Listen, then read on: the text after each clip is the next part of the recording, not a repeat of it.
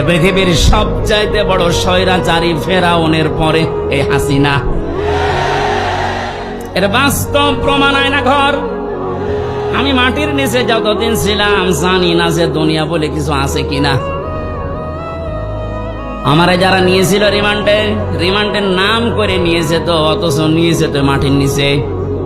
এত কঠিন অবস্থায় রেখেছিল, এত অসহায় হচ্ছিল মনে নিজেকে যে আল্লাহ পৃথিবীতে তুমি ছাড়া মনে হয় আর কেউ নেই। কারণ আমি বিচ্ছিন্ন ছিলাম দুনিয়া থেকে। আমি তো তাও মাত্র 3 বছর, আর ব্যারিস্টার আরমান 8 বছর। আপনি কল্পনায় আনতে পারেন যে একজন মানুষকে মাটির নিচে যে ঘর এখন দেখা যাচ্ছে, এখানে 2 দিন 5 দিন 10 দিন না 8 বছর একটা মানুষ থাকলো কি করে? এটা টুরিস্ট প্লেস হিসাবে